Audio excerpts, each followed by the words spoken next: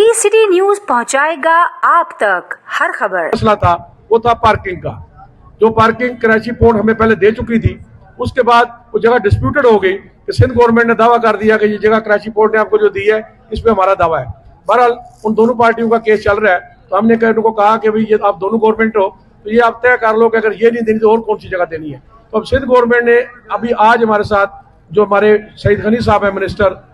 उन्होंने वादा किया है कि ये जो आपको 14 एकड़ का लेटर हमने भी दिया हुआ है, कराची पोर्ट ने भी दिया हुआ है। अब हम दोनों जो गवर्नमेंट हैं, फेडरल गवर्नमेंट और सिंध गवर्नमेंट, ये हम बैठकर एक पेज पे आ जाते हैं। और तीसरा फ्रीक है ट्रांसपोर्टर, आप भी हमारे साथ शामिल हो जाए। एक एग्रीमेंट बनेगा कि आपको हमने कौन सी जगह देनी है, आप इस जगह छोड़ देंगे वो जगह देनी है ये, लेकिन हम आपको 17 एकड़ देने का वादा करते हैं और 14 दिन के अंदर अंदर देंगे। इसके अलावा हमारा लाइसेंस का मसला था, लाइसेंस का मसला भी अल्लाह पाक के फजल करम से हमारा हल हो गया है, क्योंकि बहुत ज्यादा लोकल वाले ड्राइवरों को लाइसेंस के मामला होते हैं, क्योंकि ज्यादातर जो ट्रेनिंग गाड़ी ड्राइवरों की होती है वो हमारी गाड़ियों पे होती है, तो लाइसेंस का हमारा मसला भी हल हुआ है। इसके अलावा ई चलान के हमारे कुछ मसाइल थे कि जो गैर जरूरी और बेजा चलान थे, मसलन कराची पोर्ट के आगे जब रोड पे गाड़ियां जाती है, पार्किंग एरिया है ही नहीं, तो वहां पे भी पुलिस वाले वीडियो बनाकर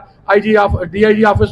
जो है ट्रैफिक के भेजते रहते थे। तो वो चलान काफी सारे जो गैर जरूरी थे वो DIG पीर मोहम्मद शाह साहब ने वादा किया हुआ है कि जो गैर जरूरी चलान होगा उसको हम खत्म कर देंगे, हमारे पास लाएंगे, एप्लीकेशन देंगे और उसका सबूत एविडेंस देंगे, वो ई चलान खत्म कर दिया जाएगा। तो इसके अलावा भी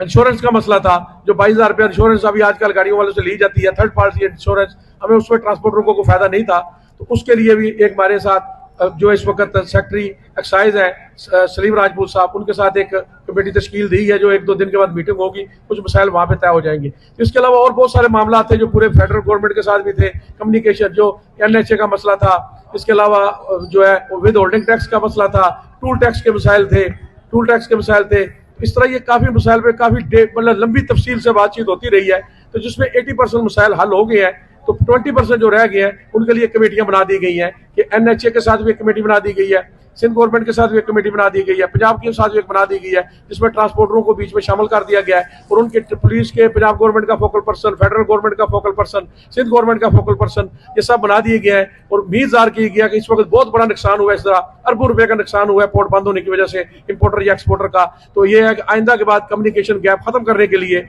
एक कमेटियां तश्कील दी गई हैं कि हड़ताल की बजाय, स्ट्राइक की बजाय आप कोशिश करें कि जो भी जुम्मेदारान है, क्योंकि अभी मसलों का अंबार हो गया है कि पूरे पाकिस्तान की एसोसिएशन के मसाइल हमारे सामने आ गए हैं, अगर एक एक करके मसला हमारे सामने आएगा तो इन मसाइल का हम हल तलाश करेंगे। अलीम खान साहब ने हमें इस चीज़ का बिल्कुल यकीन दिलाया है कि मुझे PM साहब ने इस बात के लिए किया कि तमाम मिनिस्ट्रियों के जो भी मसाइल होंगे वहाँ पे बैठकर हल होंगे। और सिंध के भी CM साहब ने जो हमें वादा किया था हमारे साथ वादा कि मेरे तमाम मिनिस्टर आपके साथ मसाइल हल करेंगे, तो इंशाल्लाह काफ़ी मसाइल हल हो गए हैं। और आज हमने स्ट्राइक की कॉल जो है ऑफ कर दी है, क्योंकि 40 दिन हमारे पाकिस्तान गुड ट्रांसपोर्ट के सदर थे मलिक शहजाद मान साहब, उन्होंने 40 दिन के लिए मौखर की है। मौखर मतलब कि ये जितने भी हमारे साथ आज वादे किए गए हैं, इन वादों को अगर कोई वादा ना पूरा किया गया तो दोबारा 40 दिन के बाद हड़ताल पे जा सकते हैं। तो लिहाजा मैंने अपने तमाम कराची पोर्ट, कासम पोर्ट के मेम्बरान को